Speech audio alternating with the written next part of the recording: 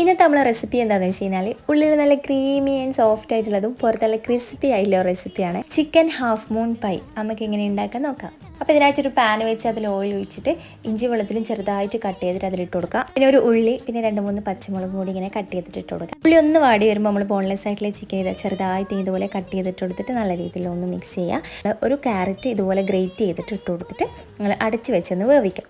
Chicken ഒന്ന് വെന്ത് കഴിഞ്ഞാൽ നമ്മൾ കുറച്ച് കുരുമുളക് പൊടി ഇട്ടിട്ട് നല്ല രീതിയിൽ മിക്സ് ചെയ്യുന്നുണ്ട്. അതിനുശേഷം കുറച്ച് ക്യാപ്സിക്കവും പിന്നെ കുറച്ച് മല്ലിയിലും കൂടി ഇട്ടിട്ട് മിക്സ് ചെയ്യാം. അതിനുശേഷം 2 ടേബിൾ സ്പൂൺ മൈദപ്പൊടിയും കൂടി ഇട്ടിട്ട് കുറച്ച് പാലും കൂടി വെച്ചിട്ട് നമ്മുടെ നല്ല രീതിയിൽ മിക്സ് ചെയ്ത് കഴിഞ്ഞാൽ നമ്മൾ ക്രീമി ആയിട്ടുള്ള ഫില്ലിങ്സ് റെഡി ആയിട്ടുണ്ട്. നമുക്കിവിടെ മാവ് തയ്യാറാക്കാനുണ്ട്. അപ്പോൾ അതിനായിട്ട് 2 കപ്പ് വെള്ളം, 1 ടേബിൾ സ്പൂൺ പഞ്ചസാര, ആവശ്യത്തിന് ഉപ്പ്, കുറച്ച് ബട്ടറും കൂടി ഇട്ടിട്ട് അതൊന്ന് തിളച്ച് വരുമ്പോൾ 2 കപ്പ് മൈദപ്പൊടി ഇട്ടിട്ട് നല്ല രീതിയിലൊന്ന് മിക്സ് ചെയ്തിട്ട് ഫ്ലെയിം ഓഫ് ആക്കുക. അതിനുശേഷം നമ്മളൊരു വേറെ പാത്രത്തിലിട്ടിട്ട് നല്ല രീതിയിൽ കുഴച്ചെടുക്കുക.